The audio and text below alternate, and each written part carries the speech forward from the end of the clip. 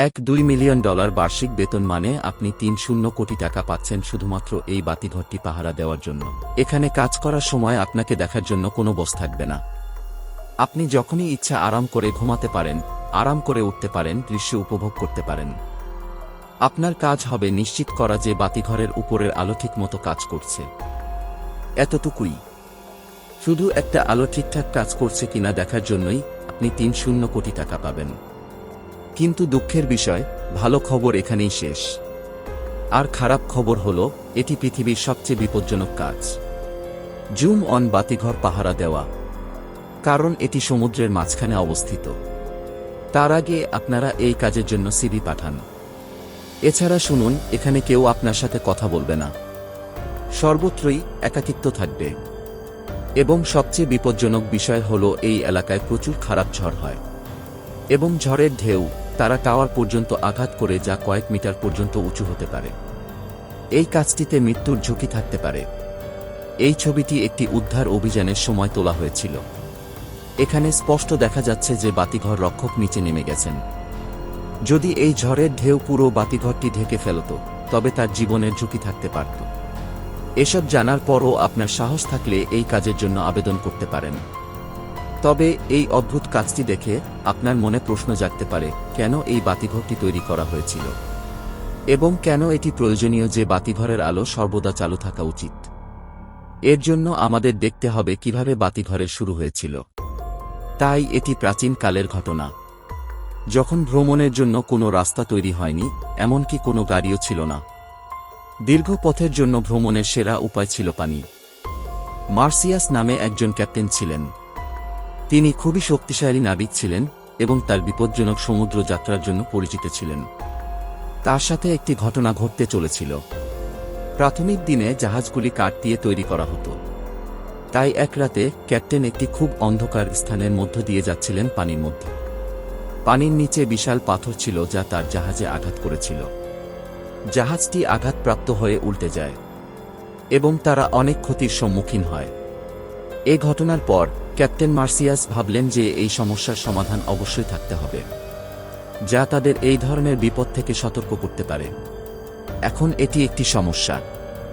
দ্বিতীয় সমস্যা হলো, আপনি জানেন যে সমুদ্র অনেক বড় এবং কেবল প্যাসিফিক মহাসাগর ছেড়ে দিন। যদি আমরা পুরো বিশ্বের জমি এক জায়গায় সংগ্রহ করি, 7টি মহাদেশ একত্রিত করি, তাহলে প্যাসিফিক মহাসাগর এখনও বড় হবে।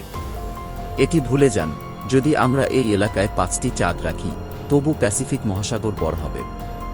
এখন আপনারা নিশ্চয়ই বুঝতে পেরেছেন কত বড় এই মহাসাগর।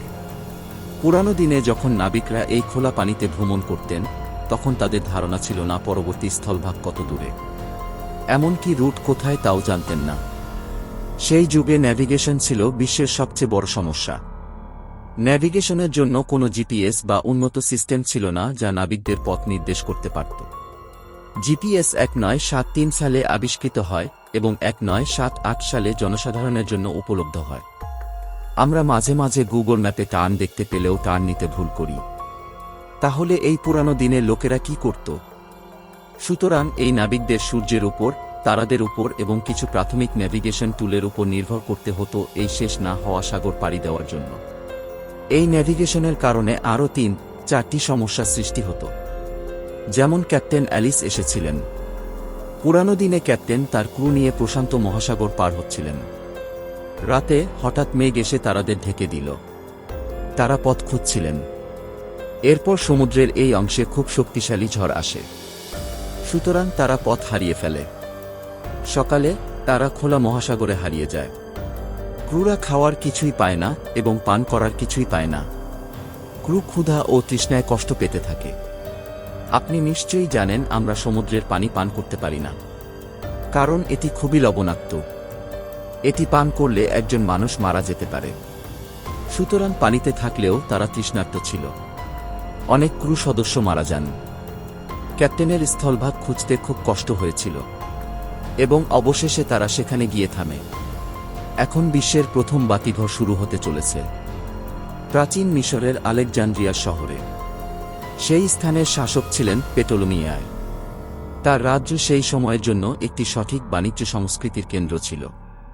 কিন্তু এই রাজ্যের সবচেয়ে বড় সমস্যা ছিল এর অবস্থান। আপনি যদি এই ছবিটি মনোযোগ দিয়ে দেখেন তাহলে শহরের প্রান্তে যেতে হলে আপনাকে এখান দিয়ে যেতে হবে। এবং দেখুন এর সাথে কতগুলি পাথর রয়েছে। যখন বাণিজ্য জাহাজগুলি রাতে এই জায়গাটি অতিক্রম করত তখন তারা পানির নিচে তীক্ষ্ণ পাথরের সাথে ধাক্কা খেত। এই জাহাজগুলি ডুবে যেত এবং তাদের পণ্যসমূহ নষ্ট হয়ে যেত, যার ফলে তাদের রাজ্যের অনেক ক্ষতি হচ্ছিল। রাজা পেটলমি তার রাজ্যের সমুদ্র বাণিজ্য রুটের নিরাপত্তার জন্য সেই সময়ের বিশেষজ্ঞ ও প্রতিভাবান স্থপতি সস্ত্রাতাস অপসনিডাসকে ডেকে পাঠান এবং তাদের এটি সমাধান করার জন্য সাহায্য করতে বলেন।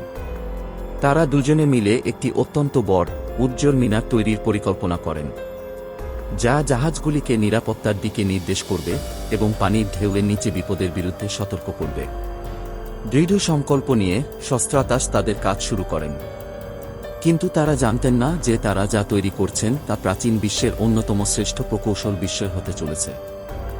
আলেকজান্ড্রিয়ার ফারস দ্বীপে এই বাতিঘর উজ্জ্বল উচ্চতায় পৌঁছায়। এর উচ্চতা ছিল 3.4 ফুট এবং এটি সাদা মার্বেল দিয়ে তৈরি ছিল। এই বাতিঘরে একটি বিশাল আগুন জ্বলত যা সর্বদা তেল এবং কাঠের সরবরাহ পেত। এই বাতিঘরকে প্রাচীন বিশ্বের 7টি বিস্ময়ের মধ্যে একটি হিসাবে বিবেচনা করা হতো। কিন্তু এর আকারের কারণে এই বাতিঘর আশ্চর্যজনক ছিল না, বরং এর পেছনে এর নিজস্ব প্রতিভাবান নকশা ছিল। সস্ত্রাতাস একটি আয়না এবং লেন্সের সিস্টেম তৈরি করেছিলেন যা আলো আরও বাড়ানোর জন্য ব্যবহার করা হয়েছিল, যার সাহায্যে জাহাজগুলি সহজেই এর আলো মাইল দূর থেকেও দেখতে পারত। বাতিঘরের গল্প ছড়িয়ে পড়ার সাথে সাথে দূর দূরান্তের নাবিকরা স্বস্তির নিঃশ্বাস ফেলতে থাকেন।